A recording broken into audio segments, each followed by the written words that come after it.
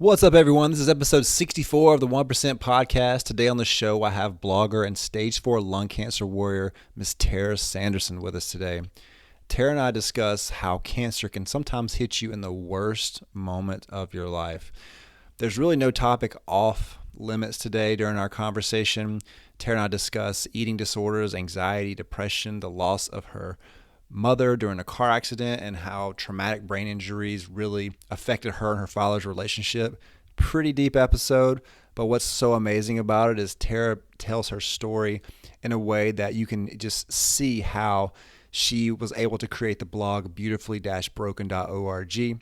And this is an amazing story. I love the way the story is ending during this interview. It's so amazing to hear someone go through so many things and have the kind of mindset, faith, and outlook that Tara has. I think you guys are really going to enjoy this, and let's jump into the episode. You have cancer. 3 words that change a life forever. We would like to offer another 3 words. Be an overcomer. Welcome to the 1% podcast, where our conversations with other cancer warriors, survivors, and caregivers allows us to give you that extra boost you need to face your challenge head on, live life from a new perspective, and forge a path that keeps you moving free and clear. Now, welcome your host and cancer survivor, Truett Taylor. We are back bringing you another great episode of the 1% podcast, guys. It's so good to be with you. So glad to have you joining us today. If you haven't already, be sure to go to 1%podcast.com. Sign up for our newsletter there. We've got some great information coming out every single week. Also working on some new content for you guys. I'd love to get your feedback on the 10 things you wish you knew before you were diagnosed with cancer. That's such a great article to have. Been working on that for you guys. But today, man, we get to hear from Miss Tara Sanderson. Tara is such an amazing person. Before I spoke to her, I had no idea all the things that she had went through in her life before she was diagnosed with cancer. And just at a young age, man, she had experienced so many things that most people haven't. But what's so great is to hear her talk about the struggles and then the failures and then the even choices that she made during those times that led to some unhealthy lifestyle that she may have had. But man, her story of redemption and her faith and her journey now are so inspiring. That's why I can't wait for you guys to hear our episode. Tara is such an amazing person. Her blog is beautifully-broken.org. Be sure to go check that out. And I want you guys to enjoy my interview with Miss Tara Sanderson. Don't forget, if you hadn't subscribed to the show yet, be sure to go onto any kind of podcast platform and subscribe to the show. We're also on Instagram and Facebook as well under 1% Podcasts. So you guys enjoy my interview with Miss Tara Sanderson. All right, welcome back to the 1% Podcast. We have Miss Tara Sanderson on the show today. Tara, how are you doing today? I'm doing good. Tara is coming to us from Colorado, Denver, Colorado. Tara was diagnosed with stage 4 lung cancer in January of 2019, so earlier this year. She has a form of lung cancer. She's an ALK-positive patient, like several other people that have been on the show here.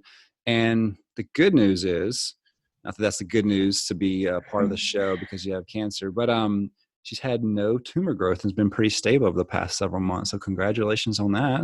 Thank you. So happy to be a part of the show. Tara has a website out. It's called broken-beautifully.com. That's BROKEN-BEAUTIFULLY.com. Check my spelling on that. That's correct, right? Sounds right to me. Broken-beautifully.com. We can check out Tara's story in more detail and connect with her. So, Tara, welcome to the show. I'm excited to have you. I've been looking over your blog, reading your story. It's beautiful the way you write and the way you express yourself in more of a copy format and written word. It's a long lost art in today's world, it seems like. But I think you have a gift in that. And so I'm excited for people to go check out your website. So thank you so much. So you're living in Colorado right now. Man, I told you that's a place that I've always wanted to visit, was Denver. I heard it's absolutely beautiful over there. I have several friends that live there. I just need to get out that way. What do you like most about living in Colorado? Oh, I love the outdoors. So my husband and I, we go hiking and, go up to the mountains any chance we get. So it's definitely nice just having that, right in our backyard. So Yeah. And you said you lived all over. You lived in Georgia here before. So, and then was it Virginia as well too, or? I was born in Virginia, and then we kind of moved all over growing up. Eventually made my way here in Colorado when I was in middle school, and left for college out in California, but then found my way back. I just missed it too much. Awesome. Well, let's dig into your story a little bit. You have a very unique story. And like I said, it's brilliant the way you talk about it and the way you describe it. But before we get into that, why don't you tell us a little bit about why it's important for you to share your story with all the podcast listeners today? Yeah, I think for me, I've just learned through past struggles that kind of keeping my story to myself doesn't do any good. That sharing it only is not only impactful for other people, but it also is therapeutic. I had a blog in the past where I was able to work through struggles through my writing, and also just speak into kind of glorifying God and what He's doing and how He can take our struggles and just really turn them into something beautiful. Hence my blog name, Broken Beautifully, because I've just been broken down in a lot of ways, but it's always been turned around in such a beautiful way that I never even saw coming. And we're going to dig into that because cancer doesn't hit you when you're doing the best, right? It doesn't wait until everything's perfect and then kind of attack you. It jumps in sometimes when you're having the I guess the deepest struggles in your life or the worst moments, or just kind of compounds every situation. And so we're going to dig into some of those things. Let's talk a little bit about who you were before your cancer diagnosis. What do you do for a living out in Colorado? Well, when I was diagnosed, I was working as a physical education teacher in high school. I was teaching classes like yoga, weightlifting, mindfulness, health. I consider myself pretty active and all into the healthy lifestyle. Followed a paleo diet, worked out, 6 days a week. But I think I masked a lot of that where I thought I was healthy, but really deep down, I was dealing with a lot of old grief that I had gone through. Mhm. I kind of secretly held on to a binge eating disorder along with some body dysmorphia, where I really was just kind of struggling, but not admitting to that struggle Mhm. internally, but masked it with all that healthiness on the outside. But then, shortly or prior to getting diagnosed, I had gotten married. I was 3 months into marriage upon my diagnosis. So just kind of goal setting for a future with a new husband, family one day. That's so kind of where I was at that time. Did you ever think that, someone who, like you said, you were masking some stuff emotionally, but you lived a pretty healthy lifestyle. You were teaching other people to be healthy and active. Did you ever think that you would be diagnosed with lung cancer? Oh, not at all. It's the last thing on my mind, especially lung cancer out of all things. I mean, there's such a stigma with lung cancer that it's those who have smoked, and I have never smoked a day in my life. And here I was at 29, diagnosed with lung cancer, was just beyond shocking. So you're 29 years old, diagnosed with lung cancer, newly married. Wow, that puts a big strain on the for better or for worse right in the beginning, right?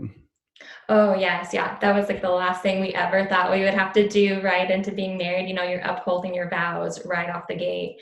But we managed to push through, and really it almost brought us closer in this first year of marriage where, we're not fighting about who's taking out the trash. We're, really dealing with like the real struggles of life, and really just brought us closer in the grand scheme of it. I think that's how you know you have a good relationship.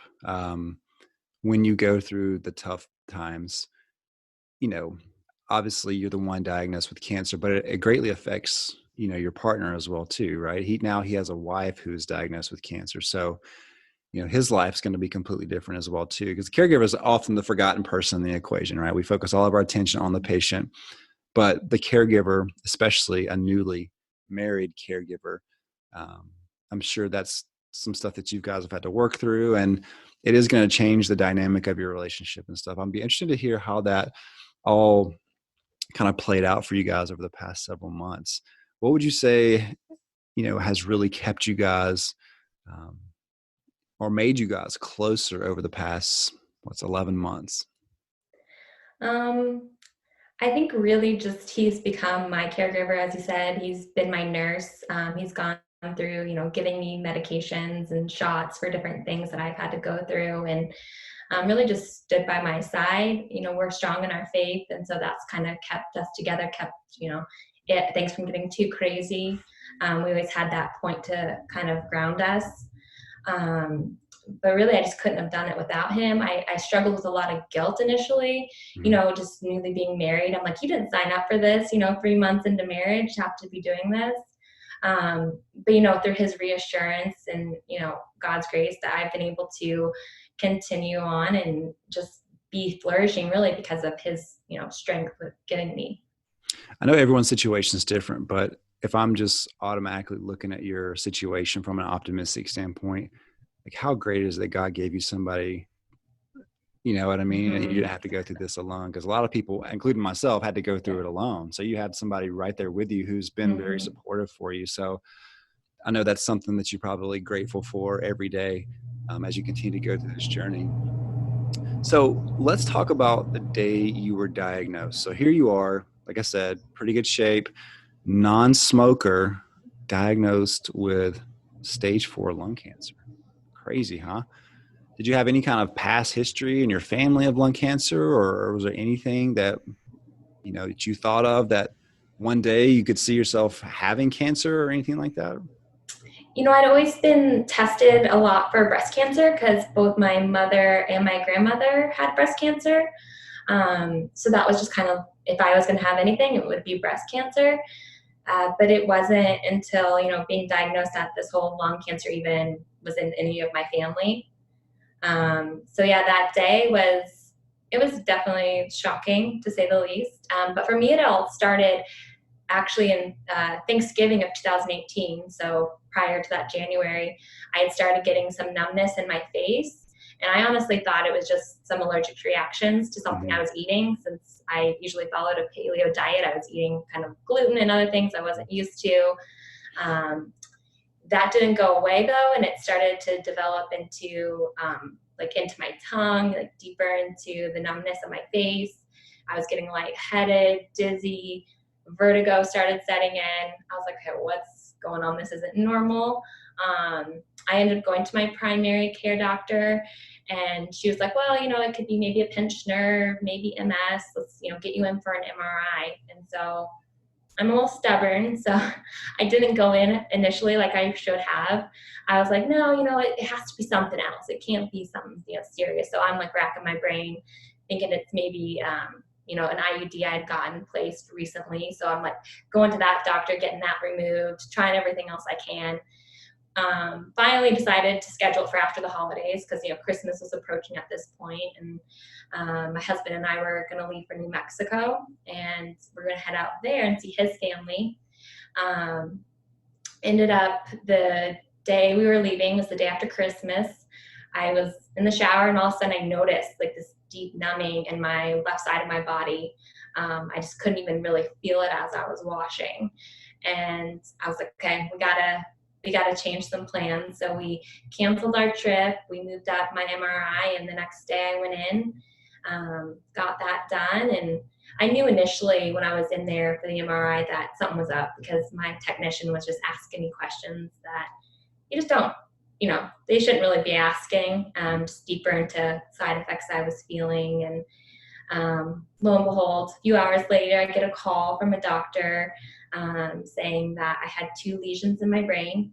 One was on my brainstem, and the other one was in my frontal lobe, and that I needed to go in the next day for a CAT scan to see if there was anything else. And so next day went in, and that's when they found the lesion in my lung. It's in my left lung. And so yeah, started the whole process with an oncologist, got a biopsy of that lung.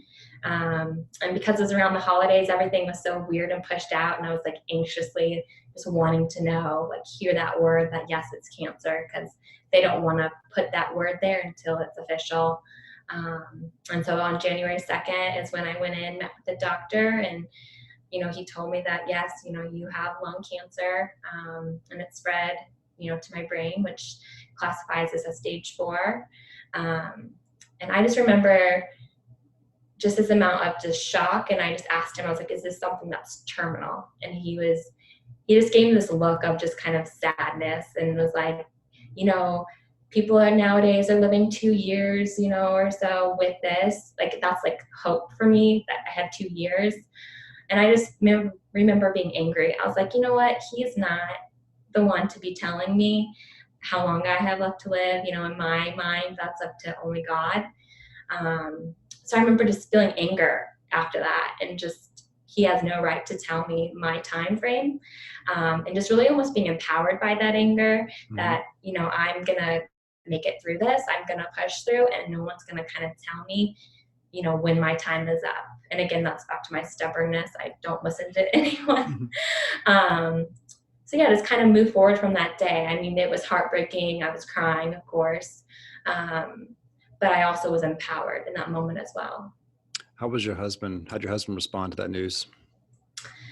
To him, it all was kind of like, let's just add it to the goals of the year. You're going to beat cancer. Like, it's just something we're going to check off. In his mind, it's not stopping us from anything. Like, we're going to live our lives. We're going to almost live even fuller lives, because we see how precious and fragile life can be. But it's not going to stop us from doing anything, and we're going to beat it, and we're going to keep going.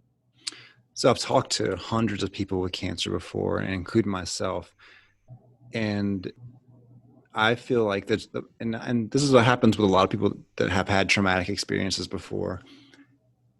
There's two different ways that I see people go. They go the totally consumed. It becomes your identity, as a cancer patient. And it can be almost negative in a way, I think. And then I see people go the complete opposite direction and go into an empowerment and just a more intentionality in their life. And it seems like you've went that direction with everything. And I love the fact that you guys just made it a goal. And what you said was that we made it a goal. So it's not just your battle, your goal, it's his goal as well too. So you guys have, you have an accompanying, someone who can accompany you along the way with that goal for the year, which I think is absolutely amazing. Now, so you had this, here you are 29, 30 years old, right? And you had this stage 4 cancer diagnosis. I know you said you had some things go on prior in your life as well too. Some things that you were kind of trying to mask with, eating and physical activity and all those things as well too. Would you mind sharing that? Because, the reason I want you to share that is because, like we were talking about, is cancer doesn't hit you when everything is great. It impacts your life sometimes at the absolute worst moment, or just piles on top of other things that you're having to go through and cope with.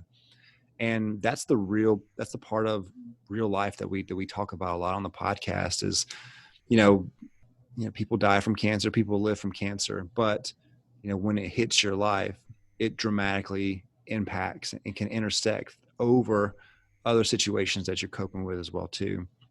So if you don't mind, I think it's a powerful part of your story, is things you've dealt with in the past, and now you're dealing with this, is really a true testament to your faith and how, you can be going through all of this, or have experienced all this, and still, have a, great smile and intentional life and be very positive about what you're doing.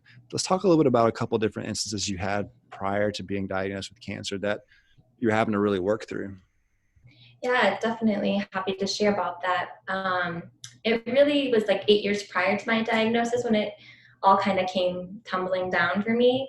My parents were on a motorcycle together. They were going from Colorado to California on Route 66 through New Mexico. And it came up over a hill, and over that hill was an elk, and they just hit it. And in that accident, my father suffered severe brain injury, while my mother passed away in transportation to the hospital. So, I mean, that alone in itself was devastating, just losing my mother, and then having my father who, at the time couldn't even speak, he wasn't even coherent. So I took time off school, helped along with other family members kind of bring him back to the best health possible. However, when he did kind of get back to being able to function, he just wasn't the same person anymore. He ended up getting into a relationship really fast, and through that kind of decided to cut me and my brother out of his life and kind of start a new life. So it was a lot of just built up anger and frustration and sadness, just of all these, things that I was going through. And, during that time, he even had tried to commit suicide, and just dealing with all these new things for me at such a young age, and not having my mom, who was my best friend, by my side. And so just kind of through that, I started a blog at that time and therapeutically wrote, and never got angry. You always hit that point of a little bit of anger at God for like what you're going through, but at the end of the day, you trust in Him, and you know that there's this deeper meaning to what you're going through. And so I just kind of held on to that, and through that, I never really delved deeper into it. I never dug into all that grief. I just kind of let it sit. Mm-hmm. And it wasn't until the year I was diagnosed that I really started addressing what was going on. What had all of that trauma really done in my life. And and over the years, that complicated relationship with my father, and and how that was really playing into other relationships in my life. And thankfully, I decided to go to therapy, and I highly recommend therapy to anybody and everybody, not just those going through cancer. And it really just started to unravel this for me. And thankfully, I was already in that position of therapy when I was diagnosed, and could even dig deeper as I was dealing with this new traumatic experience. Does your father know you have cancer? He does. It's actually how we started speaking again. I wasn't, he wasn't even at my wedding. And it took me getting cancer for him to kind of come back into my life in a way that I could handle, through all my counseling and everything. I learned boundaries, right, and what that looked like in my life, and what I was willing to allow, because I wasn't going to let myself go back into that dark spot that I was before. Yeah. The traumatic brain injuries, I've heard all sorts of stories about that. Especially a lot of military veterans, when they come back and they have a lot of brain trauma. And I've seen it firsthand at a college I worked at. We had a lot of veterans there, and it's a life changer for them in a lot of ways. And it's super difficult for them to deal with, and it affects every relationship they have and stuff. And, that's no, free pass for somebody and in that situation, because it does affect, your children and everybody else around you, the spouse they have, and all those things. But being a child, obviously, and it being your father, that's very different. When you've lost a parent already, you have one parent left, and now you have that situation to go through as well too, right? So then it's almost like, now I don't have any parents, right? And then I think that can really probably attack your self-worth a little bit, and your self-esteem and your identity and all those things as you're going through, like, why don't I have any parents? Why am I gonna have to, process all this information myself and go through all those things? Does that sound about how you were feeling with everything? Oh, completely. For a long time, I kind of almost identified myself in that way of, I don't have parents. Mm-hmm. And that really took a toll on me, and added this isolation aspect to my life, where I was feeling lonely, but I was trying to mask it with, overworking out and the food and, other things to kind of make me not feel that isolation and that loneliness of that I was feeling from all that experience. So through your therapy sessions, which I'm a high advocate of therapy, because that's what it's there for. It's there to help people process and get over a hump or get through a situation. We all get stuck in different parts of the grief cycle sometimes. And when you get stuck, it's like anything else. You have to have some kind of help to get through that situation, right? And the way I look at mental health is just like physical health as well too. If you had high blood pressure, you would have to take medicine. You'd have to see a doctor to kind of get past that, or to get through that, or, accompany a prescription or something into your life to really help you process that. The same way with mental health as well too. But when it comes down to asking for mental health, there's a stigma around that still, of you're not tough enough and you're all these other things.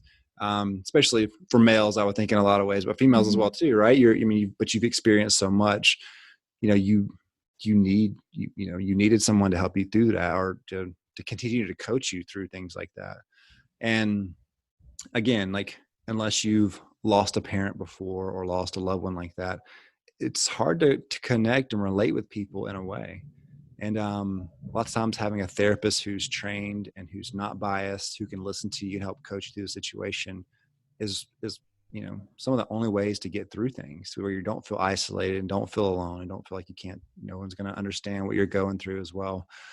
When you were masking everything kind of with different activities and stuff that you were doing, when you talked about that with a therapist, what did she say to you to kind of help you realize what you were doing, stop doing that, and start doing the positive thing to help you continue to move it through your situation? Yeah, I think it really, for me, it was like letting her understand, and she was like almost being like, it's okay. What, like, I understand you. I see you. Mhm. I think I felt very shameful of everything I was doing. It was very embarrassing for me to almost admit to. It wasn't something I was proud of. It was something I kind of kept secret. And so, just for her to see it, understand it, and say that, it's okay, but let's get you to the other side of this, Right. was really just good to hear. It was good to almost like lay that all out there and someone just want to help me. And so, she really just helped me like dive into my past, into things that I didn't even realize I was, struggling with, things before my parents' death. And so it was just good to kind of have that person who could make you kind of go inside and think back on things that you just didn't, you kind of suppressed in a sense. Hmm. And so I just highly recommend it, like I said. And she even works with people who go through PTSD, and she does special kind of work and therapy. All this stuff that kind of, when I first heard about it, I was like, this kind of sounds a little woo woo to me. Like, I don't know what I think about going to this. It's, it wasn't just talk therapy. But now after going through it, I was like, you know what, I'm sold. I don't know what it all exactly this all you do, but it obviously works. And I wish my brother would do it, because he's, like you said, to him, he's a male. It's all negative for him, and Right. it's a negative stigma, and he doesn't want to admit that he needs to be doing it. Yeah, absolutely. So you've got this help, you've got things that you're going through. Let's talk about your faith a little bit too. I know that's really important. Um, you know, when we go through difficult situations, multiple traumas in life, again, we can go one or two directions with that. It can become our identity. It can become something we talk about all the time with everybody, and no one can relate to you because they're not going through that all the time as well. Or it can become a launching pad from you in a way where people see what you're going through. They have empathy for you, where they see your process, they see what you're going through, but it also brings a lot of attention on you as well too, right? So you're the person whose mother passed away, whose father doesn't really have like a strong relationship with you, and yeah, you're a person with cancer. That could be your identity if you let it, right? Mm-hmm. Or you could be the person who you know is able to speak on what it's like to lose a parent, what it's like to have a boundary filled relationship with a parent and still be able to live a happy life and still have a great marriage and still think positively about yourself. And with the cancer situation as well too, you can really take that as a platform to, I know funding is really important for lung cancer. The type of medications that you guys are on are all newer in a way, with your specific type of cancer. So the more funding that we can drive towards that community, the better as well. So let's talk a little bit about your faith and how, like what, your relationship with God and what it's like, where it started, and how you've been able to see, you know, miracles through some of the pain that you've experienced. Yeah, definitely. So, I mean, for me, I grew up in the church. I mean, nothing crazy. Just we'd always go every Sunday to a non-denominational church.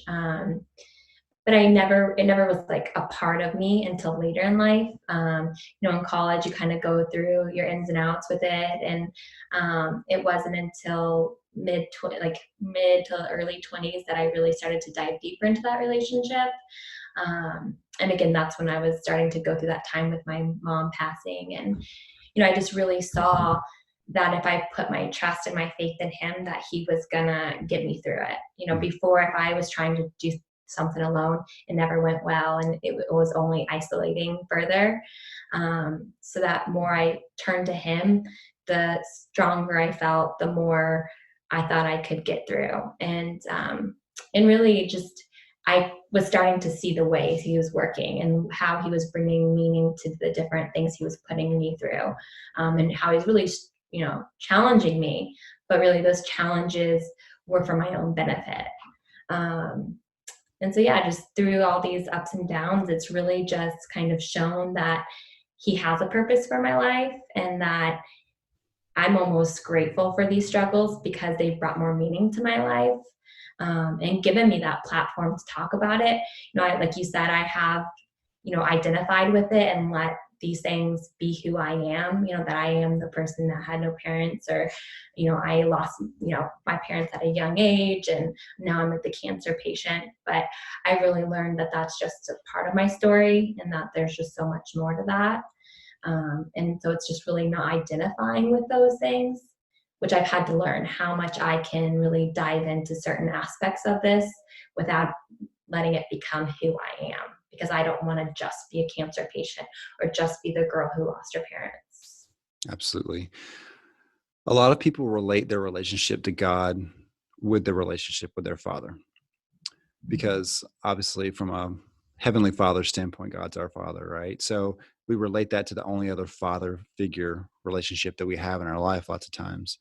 And, if you can look back into past moments with with your dad, right? Like when things were before the accident versus the way they are now, that can really kind of play with your perception a little bit.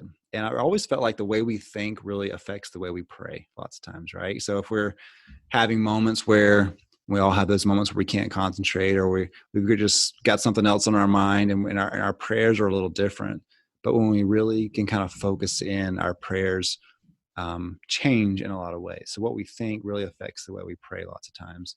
And you can't always control your thoughts, but you can kind of, wrangle them in a little bit when it comes down to your mindset.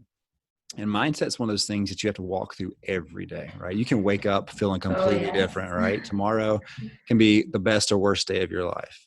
And I feel like that all starts with gratitude in a lot of ways. Um, you know, being thankful. You always can find exactly what you're looking for. And if you're looking for moments of gratitude, you can start listing those out. And if you're looking for moments to be upset, you can start making a list for that as well too. And I think, what I've seen and what I've practiced before is waking up every day and just immediately before my feet hit the ground, just start, thanking God for all the things that I'm grateful for in my life. And I've also said this too to a lot of people, that your parents can teach you what to do or what not to do, but they're still going to teach you, right? Exactly. So, there's things that you probably learn, from your parents and, from your father now that you would do or probably not do when it comes down to your relationships and stuff as well too. So the way I look at that, as well as, you can be thankful for that, right? You can be thankful that you've been shown what to do or what not to do. And, and then when someone passes away, like that's a very tough situation, right? But you can be thankful for the time that you had and the memories that you have, because memories last forever. And you can look back on certain moments that as you experience more things in life, you can look back to those moments and really see how that has stuck with you all these years later. And, it's part of your identity as well too. And I think those little, I call them like winks from God, where you're like, oh, okay, I got you. You know what I mean? Like there's way more to this than what I can think. And, as human beings, we only have a finite amount of energy. And every day, like you wake up with a certain amount of energy. And before you go to sleep at night, your energy's kind of ran out, and then it's time to go to sleep and recharge for the next day.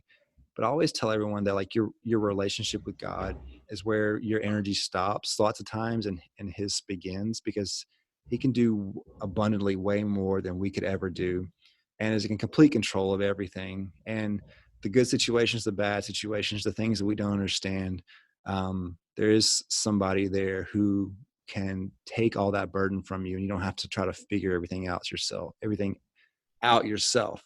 So, and you don't have to fight every battle yourself as well too. You can, and that doesn't that feel good, like to be able to lean on to someone else for that, right? Just like any other relationship that you have, like with your husband, there's moments you probably, just like, I can't do this right now. Like, come in here, take care of this or whatever. I think that's really important for people to understand their relationship with God can be the exact same way, but it's on a grander scale. And when you start to discover that and explore that, then it dramatically changes your life. And I think that's so important. And I'm so glad you were able to share that with everyone, and they can see, when you have things go on in your life, you have the spotlight on you, right? Now everybody's looking at you because, oh, Tara has cancer, right? Well, when you have that spotlight on you, it's a good chance for you to explain your faith and really show what God's done for you. Even though, people will feel sorry for you, they can still see that. And again, that sounds crazy to some people out there that like, oh, you have this platform on you, and, how could you, say this or do this, or, how could you not be mad that you were the one that had cancer over everyone else? But I think it's great what you're doing. And you definitely want to acknowledge you for that, and for saying the things that you did. You had a very interesting life at such a young age, right? But Yes. have you ever heard someone say, hey, you know, you don't look like you have anything wrong with you, or all those things like that? How do you answer? How do you respond to that question? I get that a lot as well too. When I'm talking to people that are like, you had cancer, like you did all this other stuff. I'm like, yeah, you wouldn't believe. It's been a wild ride. How do you respond to that? I think that's a struggle for me. I physically right now, I look great on the outside. You never know that I'm struggling with what I am. So it's just something I've had to kind of learn to deal with. Early on, I went through radiation. I went through treatments where that did kind of make me look like I was more sick and like I was going through something. Um, and during that time, you feel almost like justified for how you're doing because like you look how you feel. You don't have to explain yourself. But now it's like I have my tough days. I still have medication side effects and different things that aren't obvious to people just by looking at me. And so, I just have to kind of take it in myself and just work through that and just understand that, God understands what I'm going through, and that at the end of the day, you know, at least I'm not going through the worst side of it. I will take my tiredness. I will take my sensitivity to sun. I will take these smaller things any day over the grander things. So trying not so much to feel sorry for myself when it's really a blessing. It's kind of like that weird thing where you're like fighting with yourself emotionally back and forth Right. about it and trying to make sense of it when really it's just like you have to take it one day at a time because I don't always have the understanding for it. What's the name of the medication that you're taking right now? And if you wouldn't mind kind of explaining that to some people. Yeah, so it's called alectinib or Alecensa is like the brand name. And so basically I just take 3 pills in the morning, 3 pills at night.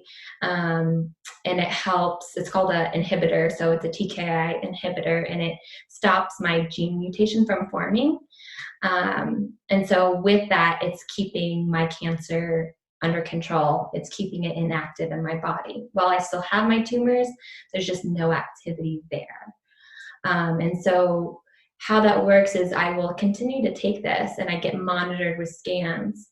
But however, our body adapts to it. So there's no telling on when my body will adapt and it will stop being effective in my body. So that's why they have to do the constant scans to see. So that's very struggling as well, is just to kind of be like, well, I could stop responding tomorrow to my medication, or I could last for another 3 years. Mm-hmm. And so that's why research is so important within the lung cancer community, because there needs to be these new drugs for people to go on once they stop responding to the current one they are on. Yeah, I think it's so important. I'm hearing things all the time now for all the funding that's going towards lung cancer. I know it's one of the least funded cancers out there.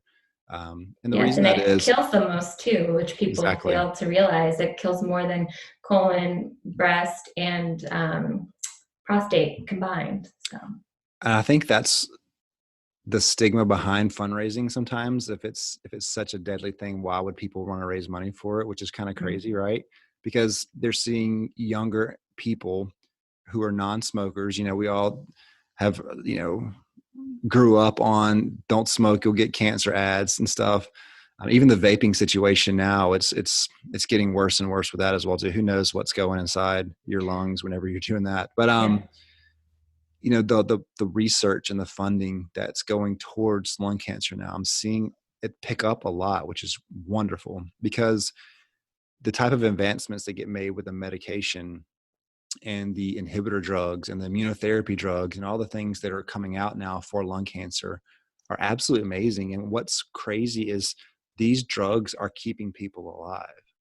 And that's kind of rare in some other cancers. Sometimes you're trying to treat, certain things that people are going through as well too. But these are really keeping you guys like going, and they're so important to continue the research and the funding for that, because without that research, without that funding, then you know everything kind of stops where it is now, and it's making such progressive strides. So I love the fact that the ALK positive community, seriously, like out of all the cancer communities I've been around, is probably one of the most active that I see, that's constantly raising funds. I'm not sure if you know Stephen Huff or not. Stephen's been on the show. He's a big ALK positive. Uh, he has stage 4 lung cancer as well too, but he's big in the ALK positive community. And I know we have a mutual friend, Gina, in common. Mhm. Gina Hollenbeck is absolutely just one of the most wonderful people I've ever met in my entire life. She's like, I don't know how she has as much energy and as full of joy as she is, but she's truly a remarkable person. So Gina, if you're listening, we're talking good about you right now. But the community, the ALK positive community, I was so moved. I actually went to the last day of the conference here in Atlanta earlier this year, and I was blown away by the people in the room. It was a smaller crowd, but the energy and everything from that crowd, I could definitely tell was gonna make huge strides. So, um, I hate that you have to be a part of that community, but the things that are being done are absolutely amazing. So, if you guys are listening now, if you want to donate to the ALK positive community, alkpositive.org is a big site that people go and donate to as well. Tara, one last question I have for you. And this is the question that I ask a lot of people. And we've talked about this a little bit today, is, you know, obviously getting cancer is not anything that you ever thought you would experience. And it's something that you would give back immediately, probably, if you could, right? Mhm. What do you think the best thing cancer has contributed to your life is? That's a good one. I definitely feel like it's given a lot. It's almost given in some ways more than it's taken. It's I think the biggest thing is it's given me just kind of more of a zest for life, I guess. I live more fully. I want to be more present in my life. Like I've talked about, I did a lot of things that masked feelings in my life, but I'm trying to slowly strip those away and just be more fully present. Um, I'm a recovering perfectionist. I wanted everything done a certain way, and I'm just working more on just not worrying so much about how others view me and if I'm doing everything right, and just being more focused on the here and the now, and enjoying my husband and enjoying this wonderful state of Colorado, and just really just being that mindful person. Like you've spoken to all those mindfulness practices. I wake up every morning, I journal, I read my Bible, I just get started with a good footing, list all my gratitude, do yoga. Like I just want to be living more and more fully and not worried about all these minuscule things in life. I think that's so amazing. So I want to take a minute to acknowledge you for everything that we've talked about today. Number one, I know it's not easy to talk about these things lots of times. And to have so much happen, it's almost human nature to keep things to yourself, but you've been able to come on a podcast and just tell everyone that's listening today all of your dirty details of your whole life, right? The good, the bad, and the ugly, I would say. The confidence and the courage it takes to do stuff like that is absolutely amazing. So add that to your gratitude list tomorrow, that you're like a courageous fighter and someone who, Thank you. I feel like that helps you get to know who you really are as well too, because those things don't define you, they are a part of your story. And you acknowledging that and moving forward with that, you're carrying it along with you, right? And you're seeing how the things that you've experienced can positively affect so many other people, right? Because you have a whole new audience now of, losing a parent and having cancer and dealing with a situation with your father that you would not have been connected to before. And I think you're doing a lot with your opportunity. I really love your site, broken-beautifully.com. The way you write is absolutely amazing. I know people that don't know this, but Tara said she was a little frightened to be talking to everyone, but I think she did a wonderful job. You said you're a much better writer, which I don't know if I agree or not. You're pretty good at both. So, but Well, thank you. I like to edit what I'm putting out there, which I can't do when I'm speaking. No, but you just by talking to you tonight and just by listening to your story, you have such a dramatic impact on people that you probably don't even recognize. And when people look at you and they see what you're saying and they hear, all the things that you've experienced, and they can see, I feel like they can feel how authentic your life has been, how present you are in the moment, how you're not sweeping anything under the rug, you're really facing it, but you're facing it with confidence. And that's a confidence you probably have learned over the past, year or so, is how to really focus through that. And you can hear that in your voice. You can hear that you've probably gotten better than what you used to be when it comes down to talking about your life and going through everything.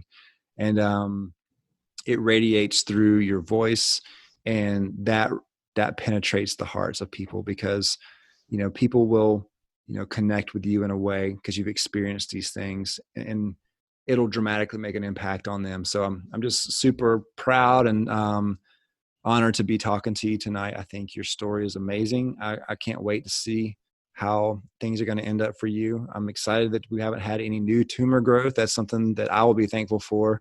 Thank you. Just from knowing you. And I can't wait for people to visit your site, connect with you. You guys can connect with Tara on Instagram at Tara Ashley Sanderson.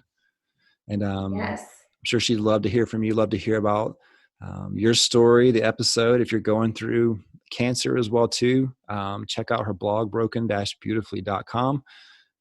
Connect with Tara and see exactly what I'm talking about, how amazing and wonderful she is. So Tara, thank you so much. Absolutely. Thank you for being a guest on the 1% podcast. And we will keep everybody posted on your treatment and how everything's going for you, and keep sharing your story. Okay. I appreciate it so much. It was wonderful being on here with you. Awesome. We appreciate you spending time with us on today's episode and encourage you to continue the conversation to help you keep pushing forward. For more resources based on today's episode, as well as ways to recommend a guest and connect to Truett personally, head over to 1%podcast.com. Be sure to join us next time for more stories of inspiration right here with Truett Taylor on the 1% Podcast.